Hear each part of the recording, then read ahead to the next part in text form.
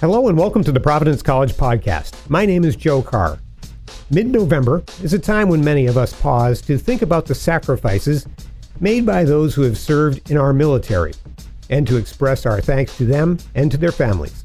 In that spirit, we are pleased today to tell the story of a Providence College family distinguished by service across 3 generations. Our guest, Gerry Dillon, class of 1968, represents the middle generation. His dad, Jim, was a member of the class of 1933 who earned a Bronze Star as a Navy officer during World War II.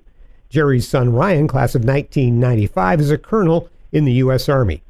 Gerry is a retired Army colonel who received 2 Silver Stars, 2 Bronze Stars with Valor, and a Purple Heart for meritorious service in Vietnam.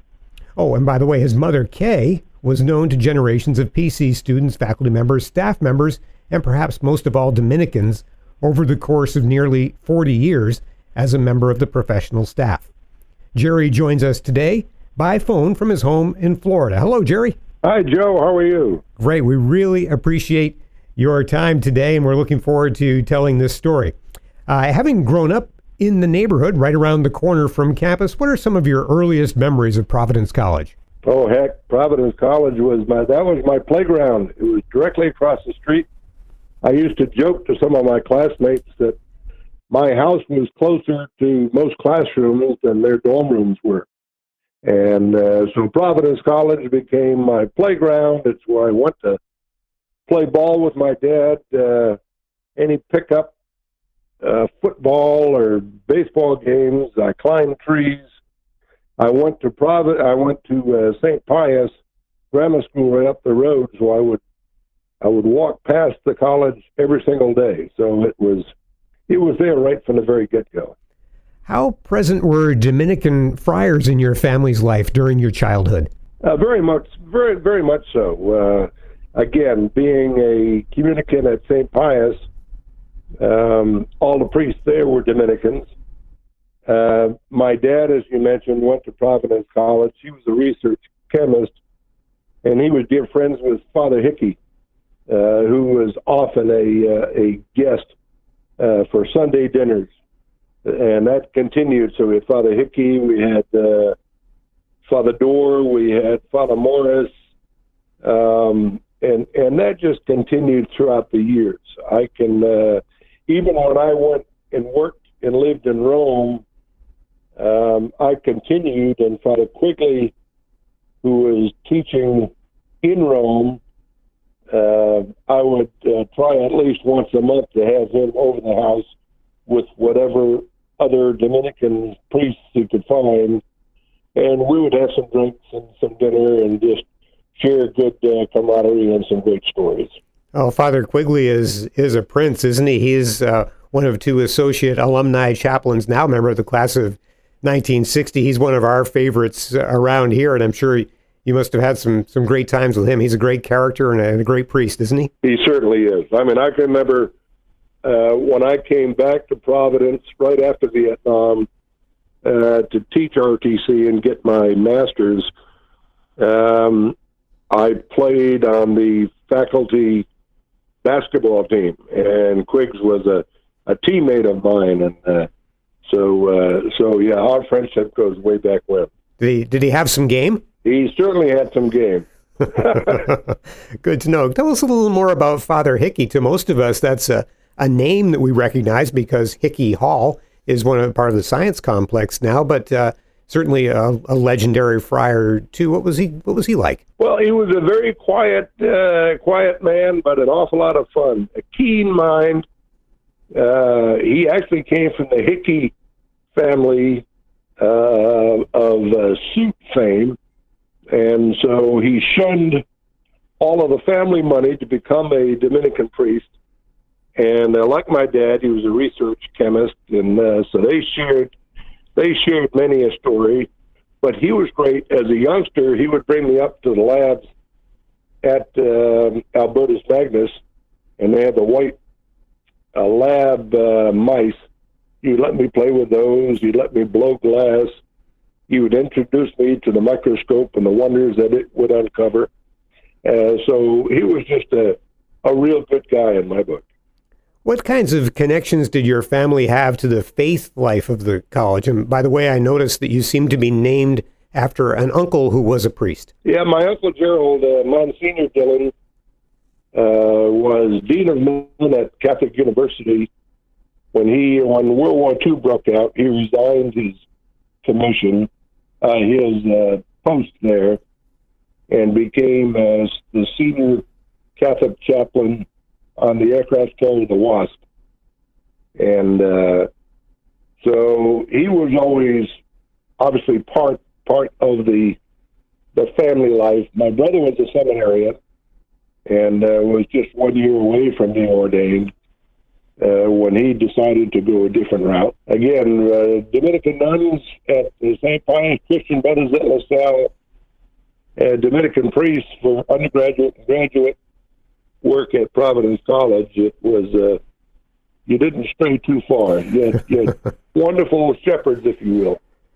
And great examples, that's for sure. Was there ever any doubt in your mind that you would become a Providence College student? Well, I think like any young man, there's a part of me that said, I want to get away from family. I want to get away from home. I was accepted at Assumption College. But at the end of the day, the convenience of having it right across the street, the ease of the financial burden on my folks, and the fact that so many of my friends, from LaSalle were going there, made it a pretty simple decision. And once there, it was definitely the right decision to make. I had a great 4 years at Providence. Let's talk about that period of time at PC. So as we mentioned, you're a member of the class of 1968, and by the way, congratulations on celebrating your 50th reunion this past June. You're a Golden Friar now. So what was PC like in the late 1960s? And I'm thinking in the context of the Vietnam War. Well, I think this is the very beginning of the anti-establishment process. There were some protests on campus, but very small, nothing confrontational. Most of us went around our business. This was a small Catholic college that pretty much catered to sons of working class folks, most of whom had served in World War II and or Korea. We were probably by any standards naive in those days. We did respect authority. We didn't question too much. I think most of that unrest came after the fact. So, and the fact that, there were 97 of us that were commissioned through the ROTC program, and then another dozen or so that went either through Marine PLC program or the Naval program. So we were definitely not a distinct minority, and it was kind of life as normal, if you will. What was it like to be a part of that ROTC group? I'm guessing that there were some strong bonds and some real camaraderie based on the idea that you all knew it was obviously in front of you that the strong possibility of combat was in front of you after graduation. So what were some of the dynamics of being part of that ROTC group? Well, we were very strong, and I will tell you to this day we remain very strong. There's not a week go by where I'm not emailing or phoning or visiting any one of these 97 or more folks. We just had a major unofficial golf reunion down at Cape Cod with about 30 PC classmates from the class of 68 gathered, played some golf, actually sipped a beer or two, if you can believe that, and told stories.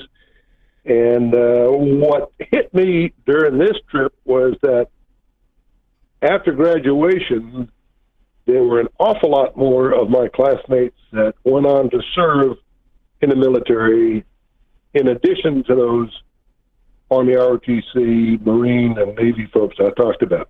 Because when they went to interview for jobs and they were carrying a draft status of 1A, not too many employees were keen to hire them on the spot. So they found other means of enlistment or commissioning. And that just really makes me proud that they served as well. Was it the example of your father and your uncle that inspired your commitment to serving the country? Well, in my family, Dad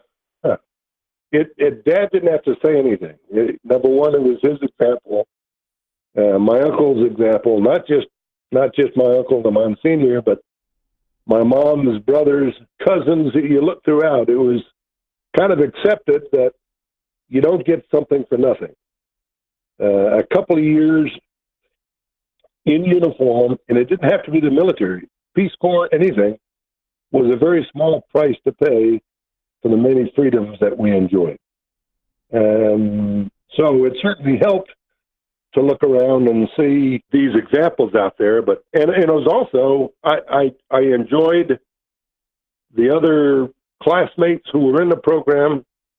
I enjoyed the faculty. We had some great mentors at Providence College with Major Sam Lemon, Major Fitzpatrick, Major Floody.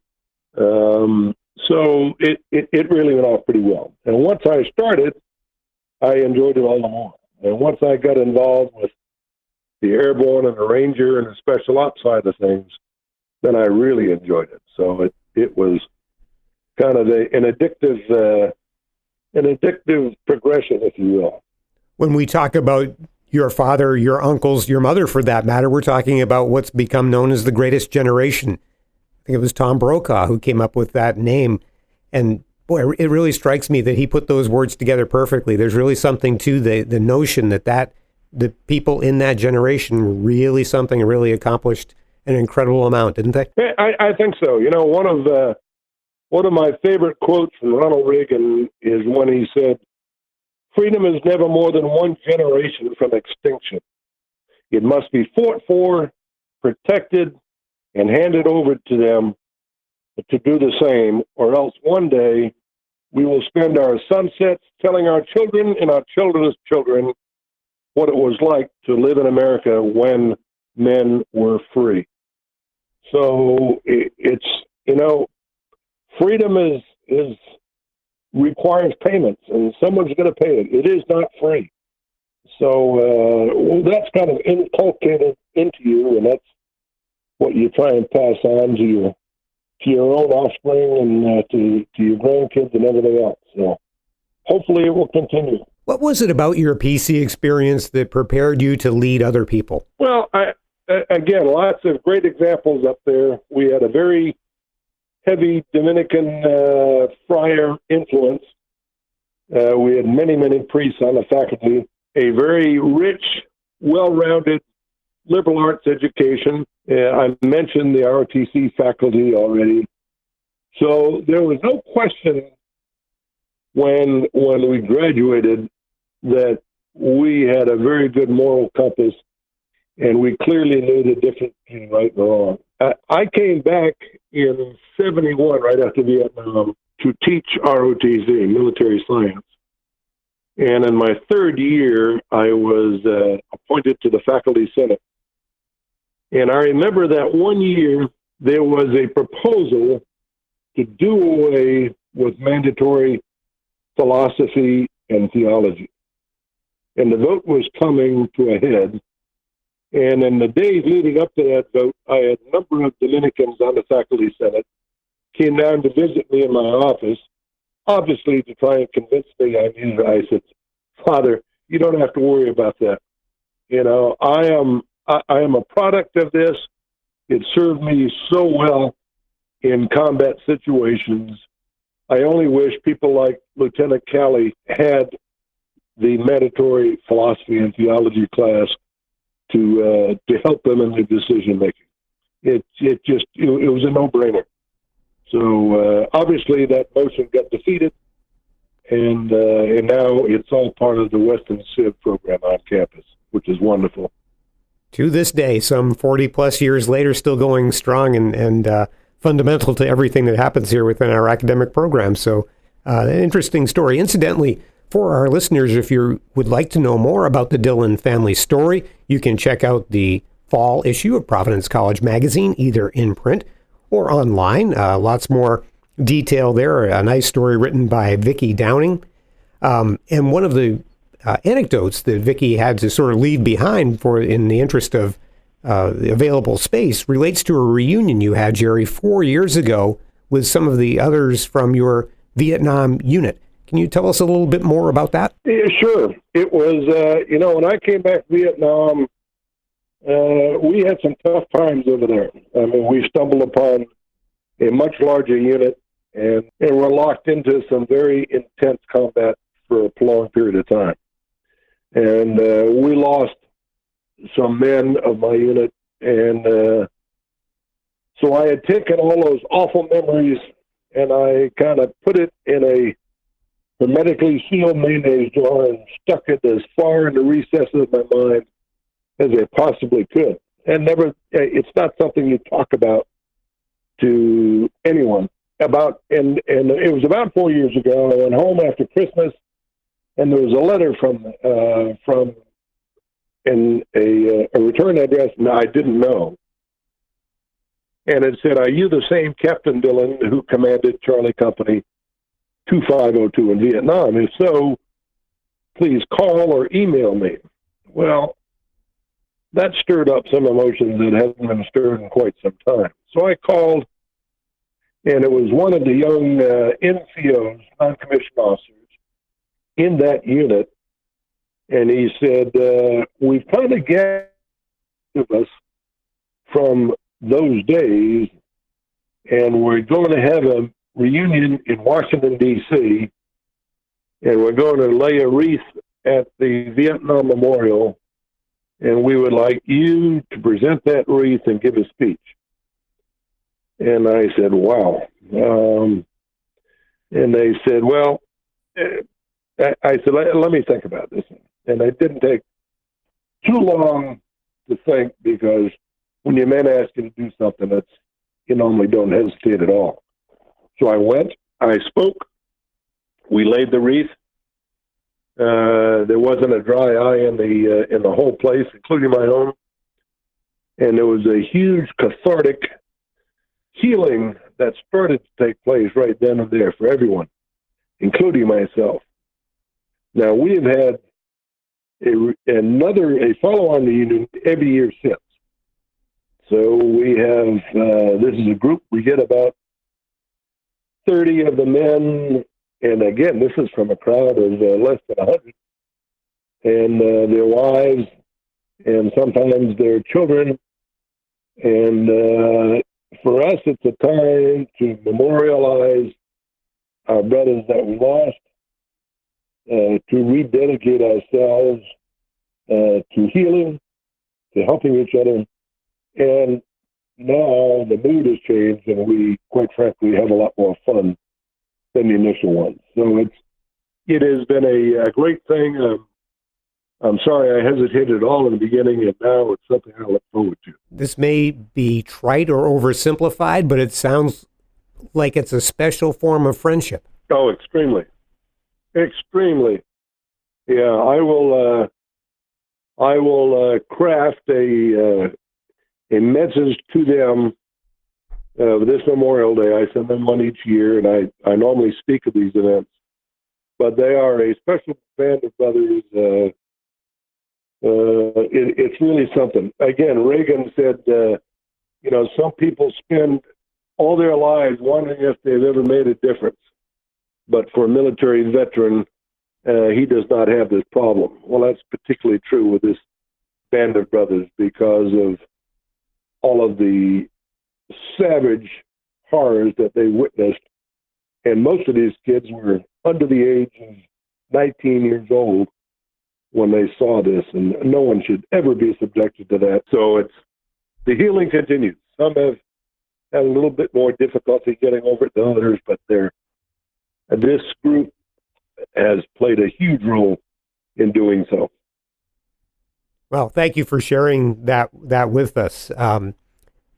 Your son, Ryan, has followed in your footsteps, serving the country with distinction himself. How does it make you feel to take stock of his accomplishments? Well, I mean, I can't find the capital P large enough to to underscore the pride that I have. He's an incredible son to begin with, and you have to understand my view is strictly objective, of course, but he's done extremely well. You know, the greatest honor I think I ever see for my son was when he asked me to be the best man at his wedding, and that was huge. When he went to parachute school, I went down and I was in Louisiana. I drove down and made his last 2 parachute jumps with him, and I personally pinned his wings on. I then pinned on his Ranger tab personally. So if you're into nail bonding, that's about as good as you get. But we have an awful lot of fun. There's no one I'd rather play golf with, even though he consistently kicks my butt. But it's just a great son. My daughter is equally great, and I don't want her to feel out, but they, I've been very, very blessed in that regard. One last thing, and by the way, thank you so much for talking with us today. You and I have been in communication for several days, and I know you've been battling this cold, and thanks for playing hurt today and getting through this. I know it's a little uncomfortable, but great stories and great insights, and I think that in the context of the Veterans Day, the week of Veterans Day, it's really important to get your story out in front of our alumni and the rest of our audience in this forum too. But one last thing, and that is somebody I don't want to leave behind in this discussion. That's your mother. So Kay Dillon, somebody, as we mentioned in the introduction, very well known, a member of the staff for 40 years here at PC, and your family living around the corner. Tell us a little bit more about your mom and what she, the role she played in your family and in your development as leader and as the person you are. Mom was Providence College true and true. I can remember her during the old NIT basketball season games, down on her hands and knees, rosaries in her hands, saying, "Come on, come on," while listening to Chris Clark in the very tight ball games. She was a season ticket holder for hockey games. She often went to basketball games.